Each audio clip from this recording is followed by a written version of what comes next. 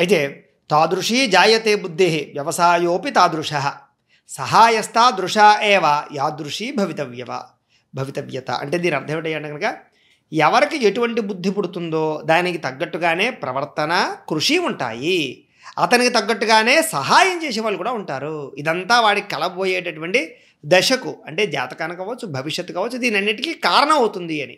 సాధారణంగా కొంతమంది అనుకుంటుంటారు, నా టైం ఏంట్రా ఇలా అయిపోయింది, లేదా నా బుద్ధి ఏమిటి ఇలా అయిపోయింది, లేదా నా భవిష్యత్తు ఏమిటి అని.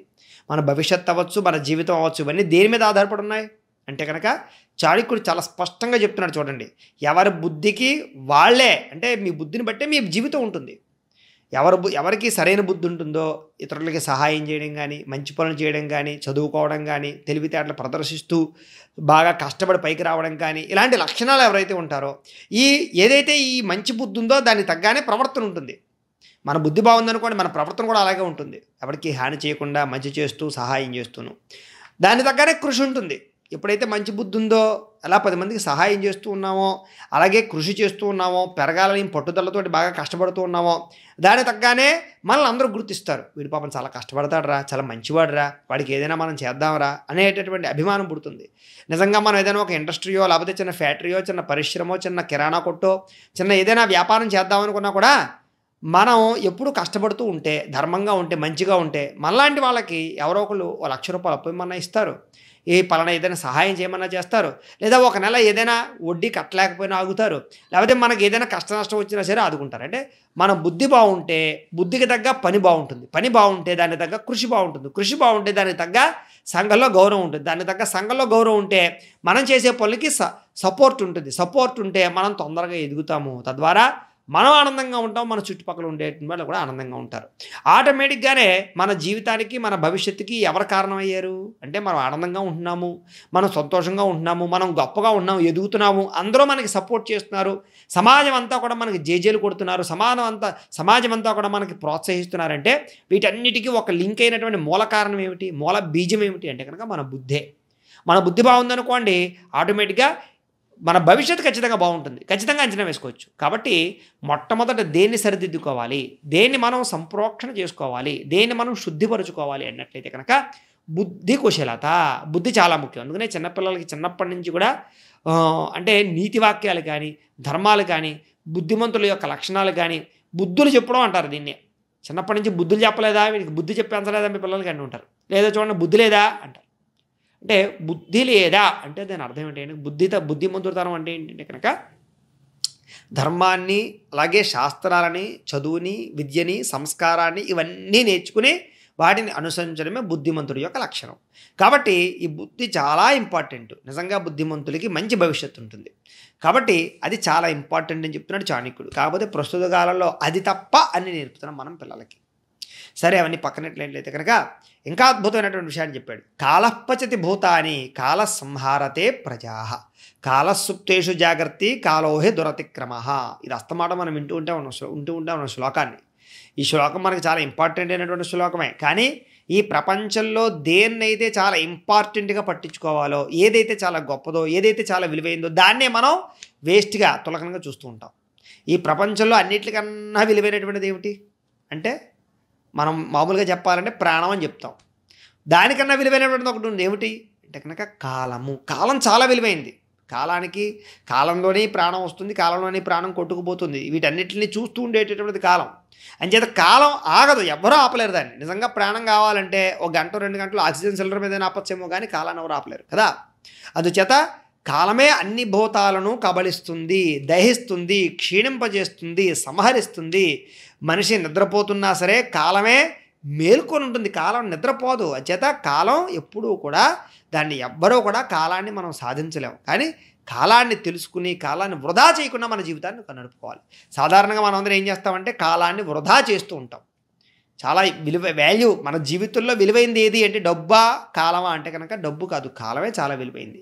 కాబట్టి డబ్బు పోతే మళ్ళీ సంపాదించుకోవచ్చు, పోయిన కాలం మళ్ళీ రాదు, పోయిన వయస్సు మళ్ళీ రాదు, పోయిన అవకాశాలు మళ్ళీ రావు, పోయినటువంటి వ్యవస్థ మళ్ళీ రాదు. కాబట్టి చాలా ఇంపార్టెంట్ కాలం. కాబట్టి కాలం యొక్క విలువ తెలుసుకుని ఎవరైతే కాలాన్ని సద్వినియోగపరుచుకుంటారో ఈ ప్రపంచంలో సక్సెస్ సీక్రెట్ ఏమిటి అంటే కాలాన్ని సద్వినియోగపరుచుకోవడమే. అంటే మనకి 100 పనులు ఉన్నాయి, 100 పనులని ఏ టైంలో చేయాలో ఒక టైం టేబుల్ నిర్ణయించుకుని చేస్తే ఆ కాలం ఖచ్చితంగా సరిపోతుంది. అదే మనం కాలాన్ని వేస్ట్ చేసుకుంటే 100 పనులు కాదు, ఒక్క పని కూడా సరిగ్గా చేయలేం. ఉదయం తెల్లవారుజామున 5 గంటలకు లేచిన దగ్గర నుంచి రాత్రి 10 గంటల లోపు కూడా ఈ టైంకి నేను ఈ పని చేసి తీరాలి అనే ఒక పట్టిక, ఒక టైం టేబుల్ రాసుకుని మనం ప్రతిరోజు కూడా ఏదైతే టైం టేబుల్ రాసామో ఆ టైం టేబుల్ ప్రకారంగా అనుకున్న పని అనుకున్న సమయానికి చేస్తూ ఉంటే, చేసినటువంటి టిక్కు పెట్టుకుని ఒకవేళ చేయకపోతే ఇంటూ మార్క్ పెట్టుకుని తదుపరి రోజు ఎందుకు చేయలేకపోయాము, దీనికి కారణం ఏంటో ఒకసారి అన్వేషించుకుని అది నిజమైన కారణము, ఉపయోగపడే కారణం అయితే కనుక వదిలిపెట్టి, ఒకవేళ కనుక మన వల్ల ఏదైనా తప్పిదం జరిగి మన బద్ధకం వల్ల, లేజీనెస్ వల్ల, మన లౌల్యాల వల్ల, లేకపోతే మనం సినిమాలు చూడో సెల్ ఫోన్ చూస్తూ కాలక్షేపం చేసో నిజంగా కనుక ఆ కాలాన్ని వినియోగించుకోకపోతే కనుక అక్కడ స్వయంకృత అపరాధంగా మనం భావించి రేపు ఈ తప్పు ఈరోజు చేసాం కాబట్టి రేపు ఈ స్వయంకృత అపరాధం చేయకూడదు కాబట్టి రేపు మనం ఇంకా తక్కువ తప్పులు చేయాలని నిర్ణయించుకుని ఎల్లుండి ఇంకా తప్పులు తగ్గించుకుని అవతలని ఇంకా తప్పులు తగ్గించుకుని కాలాన్ని ఇంకా రోజు రోజుకి ఎప్పుడైతే మనం సద్వినియోగపరుచుకుంటూ జీవితాన్ని ఎదరికి తీసుకువెళ్తామో ఆటోమేటిక్గానే మనం 10 సంవత్సరాలు చేయవలసినటువంటి అద్భుతమైనటువంటి పనులని 1 సంవత్సరం నుంచి 2 సంవత్సరాల్లోనే చేయగలుగుతాము. చాలా తక్కువ సమయంలోనే గొప్పవాళ్ళం అవుతాము, డబ్బు సంపాదిస్తాము, కీర్తి ప్రతిష్టలు సంపాదిస్తాము. ఈ జన్మ మానవ జన్మ ఇచ్చినటువంటి భగవంతుడు ఇచ్చినటువంటి కాలాన్ని సద్వినియోగపరుచుకోగలుగుతాం. కాబట్టి సాధారణంగా మన భారతదేశంలో 130 కోట్ల మంది జనాభా ఉన్నారు. కానీ నిజంగా చెప్పాలంటే ఇతర దేశాలే గొప్ప స్థానంలో ఉన్నాయి. కారణం ఏమిటి అంటే కనుక నిజంగా చెప్పాలంటే కనుక ప్రతి మనిషి కాలాన్ని సద్వినియోగపరుచుకుంటే, ప్రతి మనిషి కూడా తనకున్నటువంటి శక్తిని, సామర్థ్యాన్ని, సమయాన్ని వినియోగించుకుని నిజంగా కనుక పొద్దున్నుంచి సాయంత్రం దాకా కాలాన్ని వేస్ట్ చేయకుండా ఎవరికి వచ్చిన పనిని, ఎవరి స్కిల్స్ ఉన్నటువంటి వాటిని వినియోగించుకున్నట్లయితే కనుక ఈ ప్రపంచాన్ని శాసించగలిగేటటువంటిది భారతదేశం. ఎందుకంటే భారతదేశంలో మనిషికి తెలివితేటలు లేక కాదు, సామర్థ్యం లేక కాదు, శక్తి లేక కాదు, ఏది లేక కాదు, అన్నిటికన్నా ప్రధానంగా కాలాన్ని సద్వినియోగపరుచుకునేటటువంటి లక్షణం లేక. సాధారణంగా భారతదేశంలో ఉండేటటువంటి వాళ్ళలో ఎక్కువగా ఒకటి ప్రభుత్వాల వల్ల అవ్వచ్చు, కొన్ని పరిస్థితుల వల్ల అవ్వచ్చు, సోమరిపోతులు ఎక్కువగా తయారవుతున్నారు అని ఈ మధ్యకాలంలో చాలామంది ఈ యొక్క అనేక రకాల పరిశోధన చేసి చెప్తున్నారు. అంటే బద్ధకస్తులుగా, సోమరిపోతుల్లా ఎందుకు తయారవుతున్నారంటే కారణం ఒకటి, కాలాన్ని వేస్ట్ చేయడం. సోమరిపోతనం అంటే ఏం లేదు, సింపుల్ లాజిక్. ఈవేళ పని ఎల్లుండికి వాయిదా వేయడం, అవతల ఎల్లుండికి వాయిదా వేయడం, రేపటికి వాయిదా వేయడమే సోమరిపోతనం. దాన్ని బద్ధకం అని కూడా అంటారు. ఈ లక్షణాలు రోజు రోజుకి పెరిగిపోతున్నాయని స్ట్రాటజీలు చెప్తున్నాయి. దీనివల్ల ఏమిటయ్యా అంటే కనుక దేశం నాశనం అయిపోతుందని కూడా చెప్తున్నారు. కాబట్టి చాలా జాగ్రత్తగా మనం జీవితంలో కాలాన్ని సద్వినియోగపరుచుకోవాలి. ఇదే విషయాన్ని చాణక్యుడు చాలా గొప్పగా చెప్తున్నారు చూడండి. అలాగే ఇంకా అద్భుతమైనటువంటి విషయాన్ని చెప్పాడు. నపశ్యతి చ జన్మాధః కామాంధో నైవ పశ్యతి నపశ్యతి మదోన్మత్తో హ్యర్థి దోషాన్ నపశ్యతి. అంటే దీని అర్థం ఏమిటి అంటే కనుక సాధారణంగా మనం కళ్ళున్న అన్నీ చూస్తున్నాం, కానీ కళ్ళుండి అన్నీ చూడగలిగి కూడా కొంతమంది అంధులు అంటే గుడ్డివాళ్ళు ఉంటారు. వాళ్ళు ఎవరు అని చెప్తున్నాడు. అంటే వాళ్ళు కళ్ళు ఉంటాయి, అన్నీ చూస్తారు, కానీ నిజమైన గుడ్డివాళ్ళు ఎవరు అంటే వాళ్ళే. కళ్ళు లేని వాళ్ళు నిజమైన గుడ్డివాళ్ళు కాదుట. కళ్ళుండి చూడవలసినటువంటి వాడిని చూడలేనటువంటి వాడు గుడ్డివాడు అన్నారట. ఎవడా గుడ్డివాడు అంటే కనుక పుట్టుకతోనే అందులైతే చూడలేరు. కామంతో కూరుకుపోయినటువంటి వాడు ముందు వెనుకలు చూడడు. అలాగే మదోన్మత్తుడు కూడా, మదమెక్కిన వాడు కూడా, లేదా మారక ద్రవ్యాలు ఇలాంటివి సేవించినటువంటి వాడు కూడా ముందు వెనక చూడలేడు. అనుకున్నటువంటి దాన్ని స్వార్థపూరితంగా దోచుకోవాలనుకునేటటువంటి వ్యక్తులు కూడా ముందు వెనక చూడరు. వీళ్ళందరూ కూడా కళ్ళుండి గుడ్డివాళ్ళు. ఎంత గట్టిగా, ఎంత స్పష్టంగా, ఎంత కఠినంగా, ఎంత చక్కగా చెప్పాడు చూడండి చాణక్యుడు. అంటే పుట్టుకతో గుడ్డితనం ఉండడం అనేటువంటి అంధత్వం అని అనకూడదు అసలు. ఎందుకంటే గుడ్డివాళ్ళు కూడా నిజంగా కర్ర పిచ్చుకుని రోడ్లు దాటగలుగుతున్నారు, ఎన్నో పనులు చేయగలుగుతున్నారు. కానీ గుడ్డివాళ్ళు కూడా కాగితం చూసి దాన్ని ఇలాగ వేళ్లతో లెక్కపెట్టి ఇది ఇన్ని 100 రూపాయల కాగితం, ఇది ఒరిజినల్ డూప్లికేట్ అని కూడా చెప్పగలుగుతున్నారు. నిజంగా కళ్ళుండి మనం కాగితం ఒరిజినల్ డూప్లికేట్ చెప్పలేం. మనం గుడ్డివాడికి ఇచ్చి కాగితాన్ని ఇది ఒరిజినల్ డూప్లికేట్ చెప్పరా అంటే దొంగ నోట మంచి నోట చెప్పేస్తున్నాడు. అంటే వాళ్ళకి భగవంతుడు అతీతమైన శక్తిని ఇస్తాడు. ఒకటి తీసేసేటంటే ఒక్కొక్కటి ఇస్తాడు.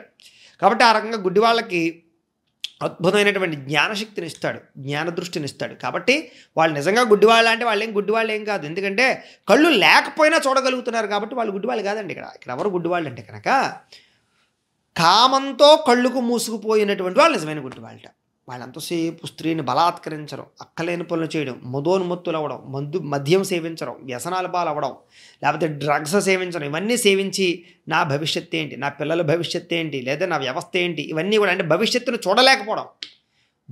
చూడలేకపోవడమే గుడ్డితనం అనమాట. అంటే భవిష్యత్తులో నా ఆరోగ్యం ఏమిటి, భవిష్యత్తులో నా భవిష్యత్తు ఏంటి, భవిష్యత్తులో నా వ్యాపారాలు ఏంటి, ఇవన్నీ కాకుండా ప్రస్తుత కాలంలో ఉండే కామ సుఖాలని, భోగ సుఖాలను అనుభవించడం కోసం వాటి మీద ఎవరైతే మక్కువ చూపిస్తూ నాశనం అయిపోతారో వాళ్ళు నిజమైన గుడ్డివాళ్ళు అని చెప్తున్నారు.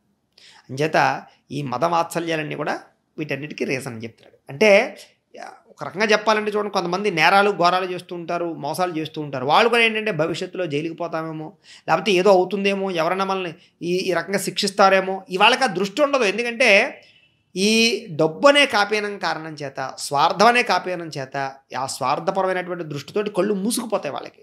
దానివల్ల భవిష్యత్తు అనేటటువంటి వాళ్ళు గుర్తురాదు. భవిష్యత్తులో నిజంగా ఏదైనా శిక్ష పడితే పరిస్థితి ఏంటి, మన భార్య బిడ్డలు ఏమవుతారు, సంఘంలో మన గౌరవం ఏమవుతుంది, మన తల్లిదండ్రులు కీర్తి ప్రతిష్టలు ఏమవుతాయి, ఇవన్నీ ఆలోచించరు వాళ్ళు. ఎందుకంటే కళ్ళు మూసుకుపోతాయి. దేని కారణం చేత అంటే డబ్బు అనేటటువంటి ఒక స్వార్థము చేత, అహంకారం చేత, గర్వం చేత, అధికారం ఉందనే గర్వం చేత, ఇలాగ కామం అనేటటువంటి కోరికల చేత, స్త్రీ సుఖం అనేటటువంటి కోరికల చేత, వ్యసనం అనేటటువంటి భోగాల చేత, వీటన్నిటి చేత కళ్ళు మూసుకుపోయి కళ్ళు కనపడక వాళ్ళు నిజమైనటువంటి అంధత్వాన్ని పొంది నాశనం చేసుకుంటున్నారు జీవితం. వీళ్ళు నిజమైన అంధులు అని చెప్తున్నాడు. అంటే దీన్ని బట్టి గుడ్డివాళ్ళు అంటే ఎవరు అంటే మీకు అర్థం కనపడవలసినటువంటిది, అర్థం చేసుకోవాల్సింది, గుర్తు రావాల్సింది ఎవరంటే కనుక ఏదో కర్రలు పట్టుకుని తిరిగే వాళ్ళు గుడ్డివాళ్ళు కాదు.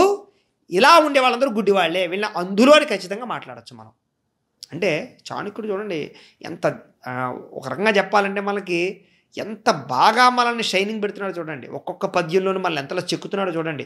ఇలాంటి పద్యాలన్నీ కూడా పిల్లలకి నిజంగా వినిపించి చెబితే వాళ్ళు నిజంగా ఎలా తయారవుతారంటే భారతదేశానికి ఒక్కొక్క వివేకానందుల్లా తయారవుతాడు, ఒక్కొక్క చాణక్యుల్లా తయారవుతాడు. కాబట్టి కుదిరితే ఈ యొక్క పద్యాలు మీరు వినడమే కాకుండా పిల్లలకు వినిపించడానికి ప్రయత్నం చేయండి, దీన్ని ప్రచారం చేయడానికి ప్రయత్నం చేయండి. అయితే ఇంకా అద్భుతమైన విషయాన్ని చెప్పాడు. స్వయం కర్మ కరోత్యాత్మ స్వయం తత్ఫలమశ్నుతే స్వయం భ్రమతి సంసారే స్వయం తస్మాన్ విముచ్యతి. ఎంత గొప్ప విషయం చూడండి. ఏ పని చేసినా తానే చేస్తాడు, ఫలాన్ని తానే పొందుతాడు, సంసార చక్రంలో తానే తిరుగుతూ ఉంటాడు, తనకి తానే విముక్తిని పొందుతాడు తప్ప ఎవ్వడు విముక్తిని చెందించలేడు, విముక్తిని పొందలేడు. అంటే దీన్ని ఓ రంగా చెప్పాలంటే ప్రస్తుత కాలంలో కాస్త బాబాలని, బురుడీ బాబాలని, దొంగ బాబాలని, శక్తిపాతాలని, రకరకాల స్వామీజీని వీళ్ళందరినీ ఉద్దేశించి చెప్పినట్టుగా చెప్పాడు, కొట్టినట్టుగా. ఏం చేద్దంటే మనం చేసే మంచే మనకు ముక్తినిస్తుంది తప్ప ఎవడో వచ్చి నెత్తి మీద ఇప్పుడు చేయబెడితేనో, ఎవడికో ₹1,00,000 కట్టి పాదపూజ చేస్తేనో, ఎవడికో ఏదో చేసేసి దండలు వేసేస్తేనో, ఎవరినో పెద్ద పెద్ద స్వామీజీలో పూజ చేసేస్తేనో మాత్రం రావు. భగవన్నామాన్ని స్మరించాలి. మనం చేసే పని మంచిదై ఉండాలి. మనం చేసేటటువంటి దానం కానీ, ధర్మం కానీ, పరోపకారం కానీ, సేవాతత్వం కానీ ఇవన్నీ మనల్ని కాపాడతాయి. ఇవే మనల్ని గొప్పవాణి చేస్తాయి. ఆఖరికి నీకు నిజంగా దేవుడు అంటే నమ్మకం లేదు, లేదా దేవుడు అనేటటువంటి వాడు విగ్రహంలో ఉండడు, లేదా మనం దేవుడి పేరుతో అనేక రకాల ఈ సిద్ధాంతాలు ఇవన్నీ కూడా మీకు నచ్చకపోవచ్చు. అప్పుడు మీరు ఏం చేయాలి? ప్రకృతే దేవుడు అనుకోండి, ప్రకృతిని పూజ చేయండి, 4 మొక్కలు నాటండి, చక్కగా వాళ్ళని సంరక్షించండి, వన సంరక్షణ చేయండి. లేదా కొంచెం బయట ఉన్నటువంటి వాళ్ళకి కొంచెం ఏదైనా పిచ్చి వాళ్ళని కానీ, లేకపోతే కొంచెం ఇబ్బందులు పడేటటువంటి వాడిని, కష్టాలు ఉన్నవాడిని ఆదుకోండి. వాళ్ళ భగవంతుని చూడండి, తప్పేంటి? ఇక భగవంతుని ఇక్కడ ఎవరు కూడా విగ్రహాల్లో చూడాలి, ఇలా పూజ చేయాలని ఇదే తప్ప ఇంకొకటి లేదని మన సంస్కృతి సాంప్రదాయాలు మనకు చెప్పలేదు. మనకు అన్నీ నేర్పాయి, అన్నిటితో పాటు ఇలా కూడా చెప్పాయి. కాబట్టి ఏ పని చేసినా తానే చేస్తాడు. అంటే ఏ పని చేసినా మన బుద్ధి మన చేత మనం చేయించే పని మీద ఆధారపడి ఉంది. అన్నీ మనమే చేస్తాం కదా, పక్కవాడు ఎవరు చేయట్లేదు మన జీవితంలో మన పనులు. అంచేత మనం చేసే పని మనమే చేస్తాం. ఫలితం కూడా ఎవరు పొందుతారు? మనం చేసే పనికి మనమే పొందుతాం. అలాగే ఈ సంసార చక్రంలో ఎవరు తిరుగుతారు? అమ్మ వివాహం చేసుకోవాలి, వయసు వచ్చేసరికి వివాహం, పెళ్ళి అయిపోయిన తర్వాత పిల్లలు వచ్చిన తర్వాత వాళ్ళ పెద్దలు అయిన తర్వాత వాళ్ళ మనవలు, రకరకాల వాళ్ళకి ఆస్తులు పాస్తులు ఇవన్నీ ఎవరు కోరుకుంటారు? మనమే కోరుకున్నాం. అంటే అన్ని పనులు మనమే చేసుకుంటున్నాం, అన్ని కోరికలు మనమే కోరుకుంటున్నాం, అన్ని వ్యవహారాలు మనమే నడుపుతున్నాం, మనమే సంసారంలో పడుతున్నాం, మనమే సంసారంలో ములుగుతున్నాం. ఆఖరికి దాని నుంచి విముక్తిని పొందాలన్నా కూడా మనమే పొందాలి తప్ప ఎవడో వచ్చి పక్కవాడు వచ్చి విముక్తిని పొందించలేడయ్యా. ఎందుకంటే నీ మనసు, నీ బుద్ధి, నీ జ్ఞానము, నువ్వు చేసినటువంటి సత్కార్యక్రమము, లేదా నువ్వు ఎవరిదైతే సత్సంగం చేసావో, సత్సంగం అంటే ఒక సద్గురువును పట్టుకున్నావో, సద్గురువు వల్ల, నువ్వు చదివిన పుస్తకాల వల్ల, నువ్వు చదివినటువంటి భగవద్గీత వల్ల, నువ్వు చదివిన పురాణాల వల్ల, నువ్వు చదివిన వేదశాస్త్రపరమైనటువంటి వాటిని అధ్యయనం చేయడం వల్ల నువ్వే విముక్తులు అవుతావు, వాటి వల్లే విముక్తులు అవుతావు తప్ప. ఎందుకంటే దీని అర్థం ఏంటంటే నువ్వు ఏ పని చేసావో దానికి ఫలితం నువ్వే అనుభవిస్తావు, నువ్వే గోతులో దూరతావు, నువ్వే గోతులో ములుగుతావు, నువ్వే గోతులోంచి పైకి రావాలి తప్ప ఎవడు నేను పైకి తీసుకురాడు, ఎవడు నీకు తాడు అందించాడు అని చెప్తున్నారు.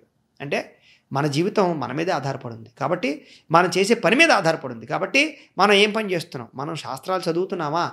పురాణాలు చదువుతున్నామా? వేదాధ్యయనం చేస్తున్నామా? లేదా పెద్దలు చెప్పిన మాటలు వింటున్నామా? వాటిని ఆచరిస్తున్నామా? వాటి కోసం ప్రయత్నం చేస్తున్నామా అనే విషయాన్ని చూసుకోవాలి. తద్వారా ఈ యొక్క సంసార సాగరం నుంచి మనం బయటపడడానికి ఈదుతున్నామా లేదా అనే విషయం కూడా ఆలోచించుకోవాలి. మనం ఒడ్డుకి ఈదుతున్నామా లేదా ఉన్న చోట ఈదుతున్నామా అనే విషయం కూడా ఆలోచించుకోవాలి.